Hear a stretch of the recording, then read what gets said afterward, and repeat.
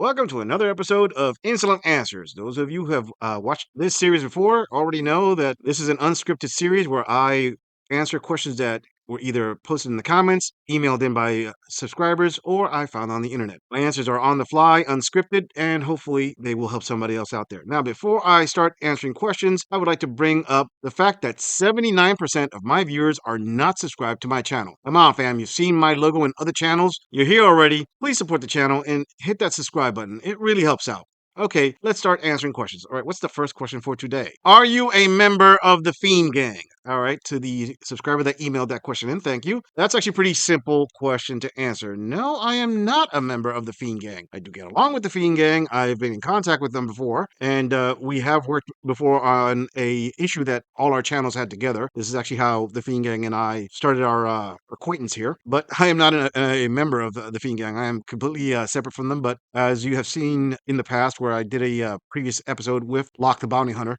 we are on very good terms, or I like to believe that. And hopefully in the future, we will have more crossover videos where either Locke or another member of the Fiend Gang could actually be on one of my episodes, and I could be on one of their episodes, or anything special that comes down the road. I'm open to doing that. But so just consider me an acquaintance of the Fiend Gang, but I'm not a member. Okay, let's go on to our next question. Does having multiple bigger girls on your roster bring your SMV down? That's your schmexual market value down. Okay, let me answer this question as best I can. And I know that there are people that are going to say, okay, well, maybe this is like a certain fetish or some guys out there who like bigger girls. But the question isn't revolving around that. The question is actually asking, if you're going out with multiple bigger girls, does that bring your SMV down? I am going to say that I will argue that that is the opposite. What I mean by that is, if you are actively dating more than one bigger girl, be her a little bit on the heftier side, or somewhat on the heftier side, then there's something about you that all of them like, or something about you that that you were able to attract all of them. So it's hard enough to get one girl or an average size girl, but if you're like dating two or more bigger sized girls, then I would say that that says that your SMV is actually higher than average. You're higher, maybe just a smidge higher, or maybe a lot higher, depending on whoever's opinions or point of view. I would say, hey, if let's say you're an average guy and you're dating two women that are a little bit heftier than you, and for example, they both know that you're acting with both of them. So basically, they both know that that you're sharing your bed with both of them, and they're still dating you. I'm sorry, but anybody would say, well, no big girls, whatever. But a guy who could do that, that's not an average guy. That's a little bit above average, I would say. Some others would and give the opinion that that's an above average guy, a well above average guy. Me, I would say it does not lower your SMV, even though some guys out there will argue, well, if you can only get with a big girl, then that means that, your SMV is not that high to begin with. But the question isn't one big girl, it's multiple big girls on your roster. And especially if they know about each other and they're good with that, they're still good with that. There's something about you, brother. There's something about you that, you can hit it off with more than one, regardless of the condition of the girls. And I would say your SMV is above average. I hope that answered that question. All right, let's go on to the next question. Are women who have fetishes considered red flags? Now, that's an interesting question. You see, that's not an easy one to answer, because it really depends on what fetish she has. And that's a big gray area. And it's hard to pinpoint what a red flag is, what isn't a red flag, because fetishes come from different parts. They don't come from the same place. For example, certain people, they're just born with a certain fetish or this certain thing. I mean, whatever it is, I'm not going to get into the details. But it could also be argued that other people got into fetishes after they experienced something that was traumatizing, and they're using the fetish as a type of coping mechanism for dealing with some intimacy trauma that they had in their past. So it's really hard to say if that is a red flag or not. I'd say the smartest way to go about it is use common sense. I mean, again, I don't want to mention all these weird fetishes that they're out there, but it's a big spectrum. It could be as as benign as a guy who's into like tall women, or a girl who's into really short men, or it can go way into the extremes of something that's really beyond average. I mean, really out there. And you really have to take it case by case. I can't say that every fetish is a red flag, and I can't say that fetishes aren't red flags. That is actually an interesting question. I found that question online. There was no really good answer to it, and I can't really give an answer to it. But I would say, depending on the fetish, you really have to investigate the girl, why she developed that fetish, why she has that fetish going in her head, what is keeping her in that headspace there, why must she do that, and that will tell you a lot more about the red flags than the actual fetish itself. I hope that answered that question as best possible. Let's go on to the next question. Now, this one was sent in by a subscriber. It has multiple parts. So I'm just going to read the first question and then I'll just say what it was because he asked a question and then he had multiple choice answers for me to choose one from, I guess. So the question is, what is the safest way to have children until adulthood? Now, the multiple choice answers that he put in was A, overseas with no rights to property as a foreigner. B, only with a very traditional church girl with intake family that could be a dead bedroom or vanilla schmex. Or C, hire a very hot surrogate that she has no rights to kids and more likely follow you after with all the cards in your hands. Okay, out of those three choices that was put out there by the subscriber, thank you for this question, I would say obviously the safest one would be C, a surrogate mother. I mean, isn't that what Ricky Martin did? Now, the way you worded that question is safe way. And I'm assuming that you said safe way for the adult, the man, you as a man who wants to have a kid. And these three are basically the safest way for you to have a kid as an adult. Now, C would be the safest one for you, but I'm not sure that's like the safest one to raise the child in because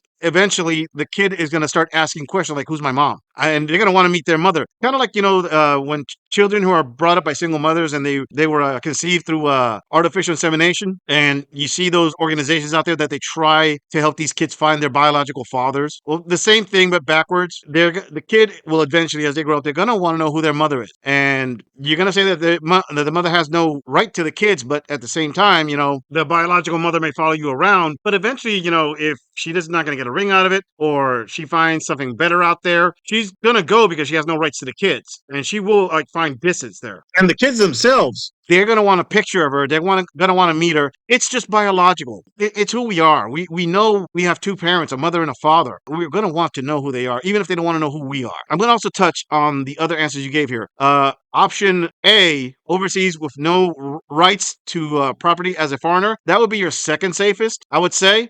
Yeah, you don't have any rights as a foreigner. That's true, depending on the country you're at. But at the same time, chances of things working out will be a lot higher. And especially if you're in a country where the laws don't favor the mother so heavily, where you actually do have some rights as a parent, maybe not as a property owner, but maybe as a parent. It depends on the country. So you may want to look that up. But I would say A would be the middle ground there. And then the third one, B, only with a very traditional church girl with intake family that could be a dead bedroom or vanilla schmex. That I would say would be, for you, the least safest one because, yeah, she could be a very traditional church girl growing up, but she's still a Western woman. So she could be sweet and everything the first 5, 10, hell, 15 years. And guess what? She's still in the West. She still can divorce you. She can still take half of what you have, maybe even more. And alimony payouts are going to be a long time. I have a friend of mine who was married 24 years with his high school sweetheart.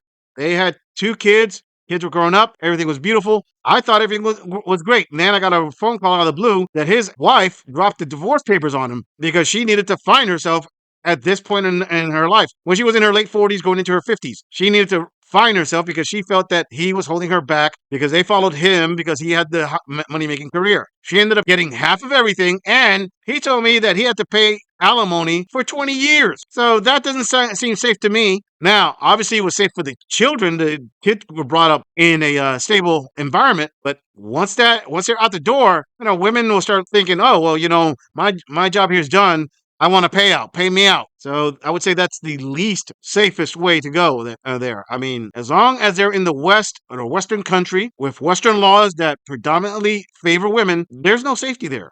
There isn't, really isn't. So I hope that answered that question. Let's move on to the next question. All right, this is another one from another subscriber. The question is actually pretty long. I'm just going to put the first part of the question and go into more details. Can you get out of common law marriage if you have a rental agreement and seen as a landlord and tenant relationship? To the subscriber who posted this question, thank you. Now you did add on more details as in evicting her and charging back rent and all the breaking boundaries. Okay, all that stuff aside, let me set that aside. First of all, I don't know where you are. Where you are is very important to answer this question correct because if you're in the United States, there are only 7 states that recognize common law. That's it. If you're in you're in the other 43 states and territories, there's no common law. So the chances of this happening to you is like less than 1 in 5. Now, to make things even more complicated, each state recognizes common law differently. Now, in my research, I only researched this for about 15 minutes, and this is not legal advice, but this is what I found so far. The difference in every state is how the states categorize and recognize common law marriage. And what I found, for example, Colorado and Iowa being two states that actually have common law marriage. Both of them have two different kind of standards for common law marriage. But one thing that I did find that in common through the 7 states that do have common law marriage is the common law marriage must be proven that it existed in the first place. Basically, each state has different laws and different requirements. One may have 3 requirements, another one had 5 requirements. But the point is, in order for common law to be proven, the requirement must be able to be proven, and not just a one-time thing, that to be proven over a period of time. So common law marriage is really about you admitting to it, or you would be willing to categorize yourself into that, or more to the point, giving up the requirements for that to be recognized. So rental agreement to the side, a woman that's with you, she has to prove that you were in a common law marriage in order to claim it. And she has to have some really solid evidence on this. For example, Iowa, just Iowa alone, according to a Google search result here, says in Iowa, it can be recognized after any length of time as long as the couple meets the following requirements. 1, they have an agreement that they are married. 2, they live together continuously as spouses. And 3, they present themselves publicly as a married couple. Now, Colorado, which is another state that has common law marriage, has more restrictions. So like I said, every state is different. So in Colorado, they list them off. Common law marriage in Colorado is a couple that must meet the following criteria. Both parties must be at least 18 years old or have parental or guardian consent if they are between 16 and 18. Both parties must be free to enter a valid ceremonial marriage and not married to anyone else. Both parties must mutually consent to be married and intend to get married. Both parties must live together at the same permanent address. Both parties must present themselves to the public as husband and wife, and the couple must have a reputation in the community as being married. That's a lot more stipulations in Colorado. On top of that, it says they have to provide evidence of a common law marriage. That can include joint finances such as bank accounts and credit cards, joint ownership of property, joint filing income tax returns, registering as married on applications, leases, contracts, and registers, using the other spouse's surname, evidence of shared financial responsibility. As you can see, every state is different. I'm only going to use those two as an example. So I don't think this tenant agreement is the thing that you should be looking at. What you should be looking at is where you live, how to make sure that there is an evidence to prove that you're in a common law marriage. And the first one, it seems to me, is just you say, I'm not in one. I don't recognize a common law marriage here. But again, if you're in another country that actually has common law marriages, look up the local laws over there. I am not a legal expert. This is not legal advice because this was kind of like an idea that was thrown into a question here as like a rental agreement thing. I would say go to a lawyer first, but just on a free Google search, it seems very clear that you have to first recognize that you're in a common law marriage. But again, you have to find out if common law marriage is actually recognized where you live at. I hope that answered that question. Thank you for posting that. Okay, next question. Other than Asia, what are good destinations for passport bros to retire to? Well, the obvious one to answer there would be Eastern Europe. I mean, there's certain Eastern European countries that passport bros say that it's a great destination, but I am going to go with a general area that is not really considered that much because almost always when you see videos or podcasts talking about passport bros, it's almost always in Asia or Eastern Europe. But I would say don't sleep on South America. I mean, there are certain countries in South America that the cost of living is actually pretty low. The women are attractive, and you will find women down there that speak English, or the languages to learn down there would be a little bit simpler considering how close the proximity is to North America.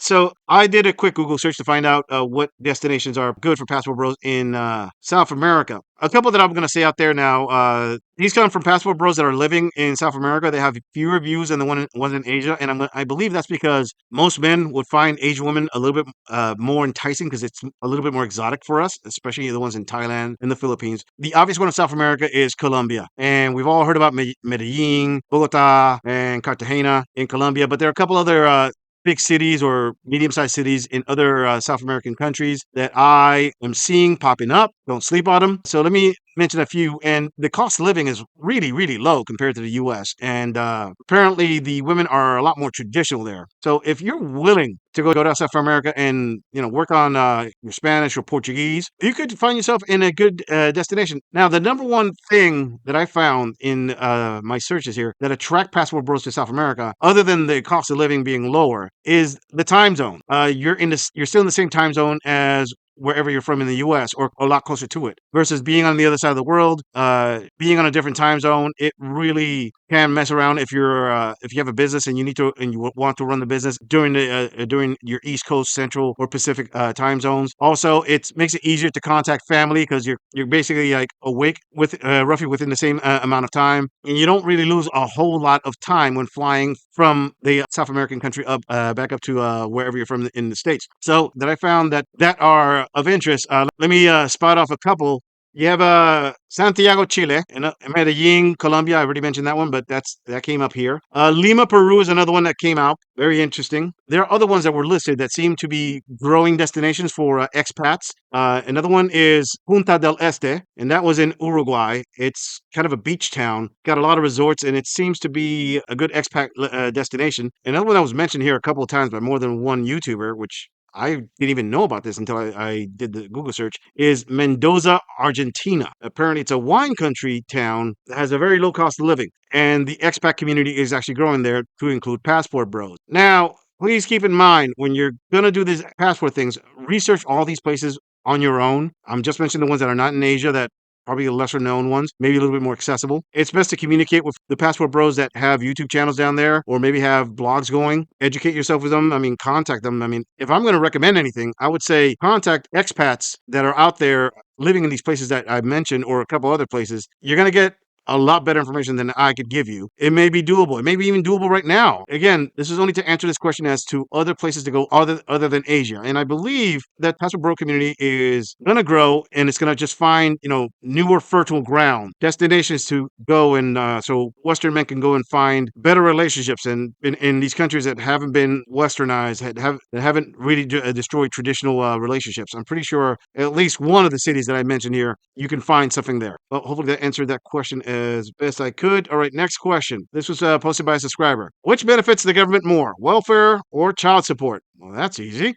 Child support. Now, you understand, welfare was created to help people who were like in financial need. They were at a financial disadvantage, and welfare was there to help out the whole family. Not just one person. It was there to help out the whole family. But that's money out of the government's pocket, even though it's tax money. We all know this, but it's more money they got to give out. Child support. Oh man, I mean, yeah, child support's definitely going to benefit them because they're not taxing you for the child support. They're mandating you to pay that, and the more money you have to pay, is the less money they have to pay. So that definitely is going to benefit the government more, just like alimony does. I mean, that's why the government loves marriage contracts. Marriage contracts. I mean, oh man, once you sign that marriage contract, you're saying yes, tax me. Yes, give me a bill. Yes, make sure that you're gonna get a check from me. Somebody's gonna get paid from me. Be that with child support, and I'm not smashing child support because even if you were single, you'd have to pay child support. That's true. But there have been out there that are paying child support after they got divorced to kids that aren't even theirs, biologically their kids. You want to think about that. And alimony, oh man, that is definitely a bill that you're going to pay. The longer you were married, the more money you're going to pay. So yeah, no one writes for free here, buddy. So that's just a money making machine right there. Child support, without a doubt. All right, let's move on to the next question. Will the government make being a passport bro illegal? All right, to answer that question, the short of it is highly doubted. That would be something that's almost impossible at this point. You see, a passport bro is nothing more, nothing less than a guy who just went to another country and decided to start a family there. But that doesn't mean that's the only thing that he was doing there. He may be going over to another country to do a bunch of different things. He may have an international business, or he's got family who's living in another country, like distant relatives that he's visiting. Basically, to stop a passport bro from being a thing, you'd have to stop a single Western men from traveling. It would be illegal for them to travel anywhere. And why would it be impossible for the government to do this? Well, I'll tell you why. For the same reason passport bros exist. You see, the original passport bros were the military. Veterans who were stationed in different countries and got married to women from different countries, they were the OGs of passport bros. They started the movement. And for the government, the U.S. government, or any Western government, to tell their service members, oh, you can never marry somebody from another country. I mean, it's just not going to happen. It's really impractical. Illogical. If anything, ever since the military started the passport bro movement, they've been making it easier for men in the military service to marry and bring their spouses with them back to the States. I mean, you see it in military bases all the time. American military bases. You see American service members that were stationed in South Korea, and they married South Korean traditional women, and they brought them back to the States. Some of them were stationed in Germany. and they brought them back to the States. There were a lot of them that were stationed in Panama when we used to have a base down there, got married and brought them back to the States. And not to mention, for example, a lot of Marines are stationed in embassies around the world. They still have a social life. They go out, they date, they fall in love with the local girl. And it's just human to say, okay, you know what? Let's get married. Now, the difference is that the OG passport bros brought them all back to the States. Modern passport bros, or we could say the modernized version of it, the civilian version of it, they're not bringing these women back to the States. They're not trying to get them American citizenship like the military passport bros did. They're going and staying in these countries, starting families over there, not bringing them back. So if the question is, are they going to make that illegal? Well, how can they make that illegal? They visited the country, they got with a girl. Let's say they didn't get married, but they stay there, they got their visa, they had a kid over there. It's not practical. It's not going to really happen. Now, I have heard stories where there are certain groups out there of a certain pink-haired mob that want to make this illegal, that want to stop the passport rule movement, and they use all kinds of invented reasoning. For example, they'll say that these men are going over there and taking advantage of these women because these women are not educated, that they're just victims the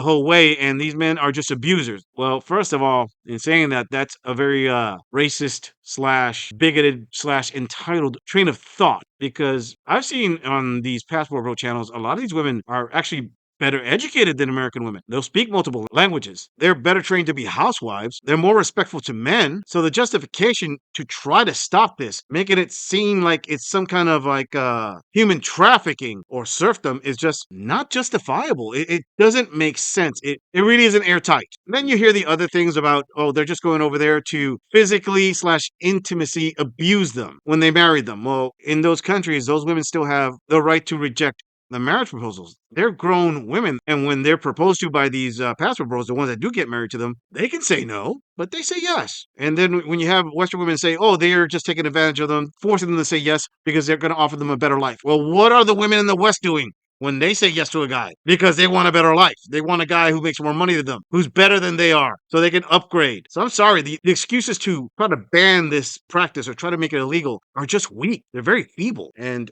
I don't think that passport bros are going to be banned or be illegal anytime soon. All right, let's move on to the last question for today. Which benefits men more? A free vasectomy, going your own way, or marriage? To the subscriber who posted this, seriously, was this your attempt at humor? I'm gonna assume this was an attempt at humor. Why would you even put in marriage? All right, let me not be a jerk with that one. Let me say the truth. It could be argued that marriage benefits men more because statistically, married men live longer than single men. All right, we could argue the details of it, but I'm just gonna leave it there. But just because they're married longer, does that mean that they were happy? Being in a long marriage, you may not be happy. I mean, it's known that men will stick it out in a bad marriage for their kids because they'll sacrifice for their kids. Women don't do that. Women are like, yeah, I'm out and pay me. So let's put marriage as yeah to the last one. And then you got the other one, the free vasectomy and going your own way. The free vasectomy, I would say that's more for men who already have the kids that they want to have, and they're like, yeah, I'll take that. But that's kind of like a little bonus prize there. I'm not going to say that's like what the thing that benefits the men most. But definitely you can cut down on your expenses long term. No more kids, no more paying out child support, anything like that. But going your own way, I will argue that is the most beneficial one there. Simply put, because you're not going to answer to anybody. You could have